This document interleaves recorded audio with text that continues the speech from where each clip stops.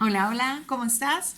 Yo soy Caro Díaz, consultora facilitadora y coach, y estoy sumamente feliz y contenta de saludarte nuevamente en una mañanita de café con sabor a inspiración.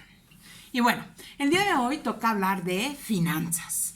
¿Y qué es lo que vamos a platicar hoy acerca de las finanzas? Mira, una de las dudas que está ahorita como constante por todo esto que ha pasado es el tema del dinero y la deuda, ¿ok?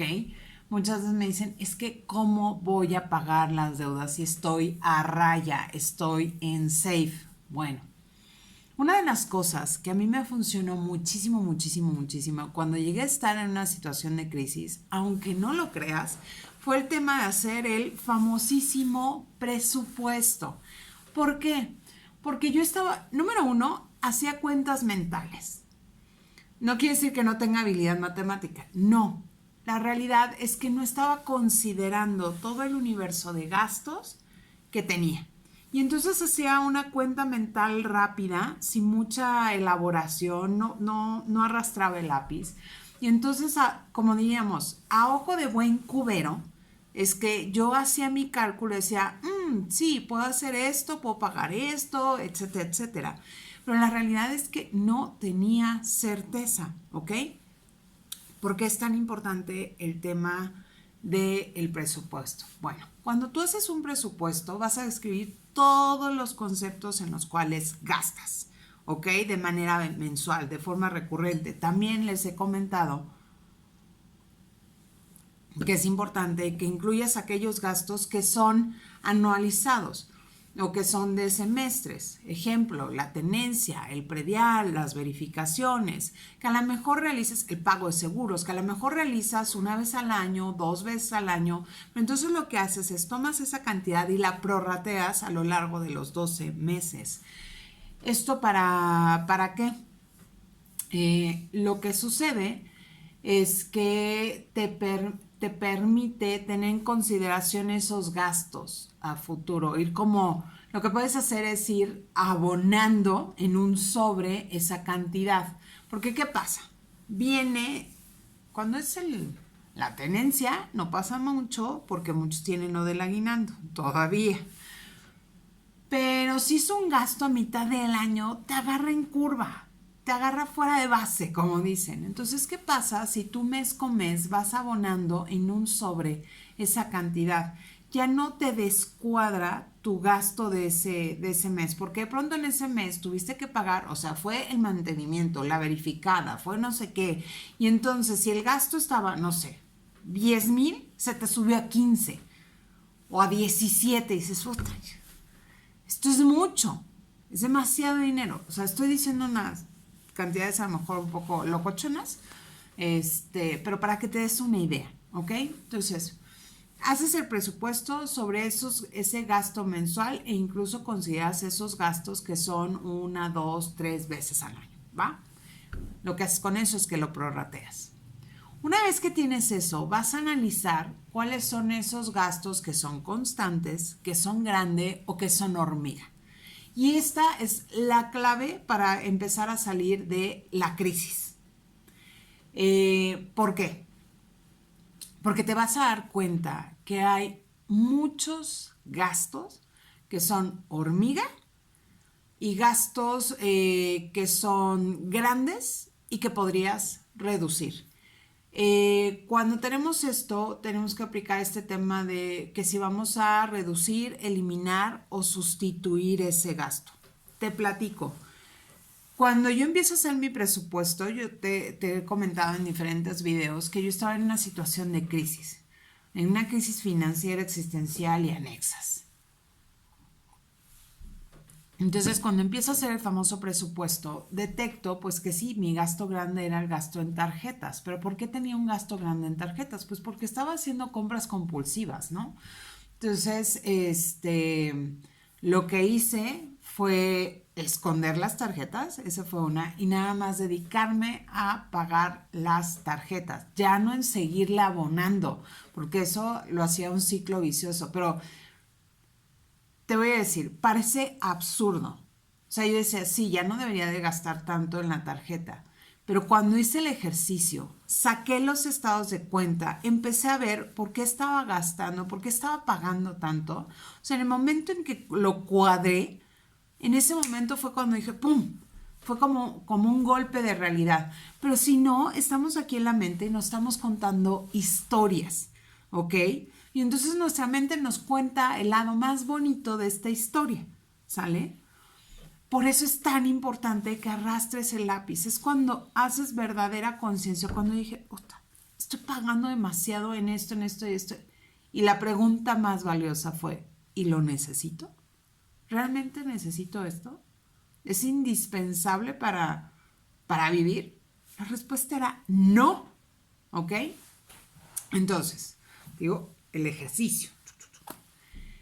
¿Qué otra cosa fue importante para empezar a salir de mi crisis? Bueno, ya empecé a ver en qué era, que empecé a dejar de domiciliar cosas.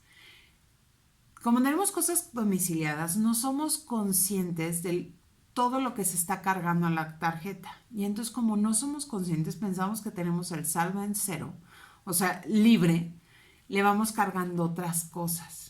Los meses sin intereses son súper engañosos, aunque te digan, no, vas a pagar 70 pesitos, no sé qué. No, nos suma muchos meses sin intereses y ya no tienes 7 pesitos o 70 pesitos. Tienes casi 7,000 pesitos, ¿sale? Entonces, si tienes, mi filosofía empezó a ser, si tengo, pago. Si tengo, compro. Si no, no, ¿ok? Y entonces ahí yo empecé a frenar esas, porque la realidad es que en mi caso llegué mucho por un tema de compras compulsivas. Compras compulsivas que eran el resultado de una situación emocional y era una manera de tapar, como decimos, tapar el sol con un dedo, pues yo lo estaba tapando con compras. Y entonces me estaba metiendo en un ciclo súper vicioso. Bueno, no estoy ventaneando la vida de nadie, de una vez lo aviso, es mi vida la que estoy ventaneando. Porque luego me dice, ¿qué me estás espiando? No, pero ya sé que varios hemos caído en eso. Y te lo cuento con toda la honestidad. Número uno, porque en verdad entiendo la angustia que se siente estar con el agua hasta acá, ya no respirar, que sentir que estás acorralado. Te entiendo perfectamente. Pero también quiero que sepas que sí hay una solución. ¿Sale? Y no es tan complicada como luego nos la pintan. Porque yo como me la habían pintado y todavía yo tenía mis ideas, pues yo pensaba que era una cosa súper dificilísima y entonces no había tomado manos a la obra para poner orden en mis finanzas. ¿Ok? Pero bueno, digo, ahí está esos gastos grandes. Pero también están los gastos hormiga. Que las propinitas, no sé qué. Por ejemplo, los estacionamientos. Entonces yo lo que hacía, por ejemplo, si iba antes de que pusieran los parquímetros, a la Horrera de Plaza Bella, acá en Pachuca, dejaba el coche sobre Revolución y entonces me iba caminando a la Horrera, llevaba mis bolsitas, todo, y lo echaba en el coche. Porque entonces era el estacionamiento. Ay, no seas miserable. Ok, quiero que te des cuenta que en verdad en una semana registres todos los estacionamientos. Ay, pero ¿en qué me va a ayudar en no pagar estacionamiento? Tú hazme caso, tú hazme caso. Porque yo pagaba que si el estacionamiento de galerías, el de el del Office Depot, del Sanborns, no sé, y entonces los vas juntando. Ay, aparte, como está el estacionamiento, pues ya pago. No son 5 pesitos, 7 pesitos, no, ya son de pronto 50 pesos de estacionamiento. Hablo de, sobre todo, galerías en ese entonces. Que era donde me la pasaba dando tarjetazos. Entonces, esos son gastitos hormiga. Otro que platiqué en el webinar, que por cierto, próximo jueves tenemos webinar de finanzas personales. Vamos a continuar con el tema, voy a desfasar un poco el tema de seguros y vamos a cerrar bien el tema de la inversión en tierra y va a ser una sesión de preguntas y respuestas. Así que te voy a estar mandando la información para que hagas tus preguntas y entonces aclares todas tus dudas respecto a la inversión en tierra. Bueno, no te sé que este es un video que está siendo grabado en casa, por ahí se está escuchando cómo pasa el gas. Pero bueno, otro tema te decía que estos gastos que eran necesarios, que yo me iba al Starbucks y entonces me encontraba la historia que ahí hacía aquel como tipo home office y entonces que era el internet y que no era tan caro como yo contratar el internet y que hacía networking ahí mismo. Bueno, me contaban unas historias, pero era carísimo ese internet. Y no era funcional. Entonces opté por el internet en casa, que era mucho más barato que estarme yendo al Starbucks. Y quería café, ok, compré una cafetera. Las cafeteras no son tan caras. Y compré mi café y me sale mucho más barato que el Oxxo, ¿sale? Entonces ahí empecé, porque luego le bajé. O sea, dije, bueno, no es Starbucks, pero por lo menos del Oxxo. Ahí hay un tema de psicología de la compra que en algún otro momento te contaré, pero empecé a entender eso y dije, no, ya no puedo seguir en esta situación y entonces empecé a hacerme café en casa. Y así empecé a cortar ciertos gastos, el teléfono, por ejemplo. El celular tenía un plan que era excesivo para lo que yo gastaba y entonces fui y lo recorté. Y así sucesivamente. Te vas a dar cuenta que hay muchos gastos que tenemos que son innecesarios. Ahí empieza a salir el dinero. Ese dinero que te estás ahorrando, por favor, no te lo vayas a gastar.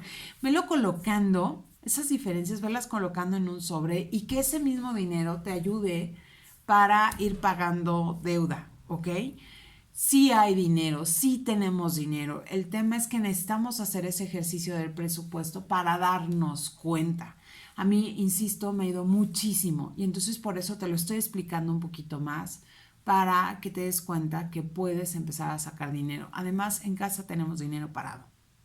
Voltea y mira cuántas cosas tienes en casa que no estás ocupando, que tienes semanas, meses que no has ocupado. Y yo creo que ahorita que estás encerrado en casa por este rollo del coronavirus y demás, y home office y la nueva realidad y bla, bla, bla, te has dado cuenta que hay cosas que ni tocas.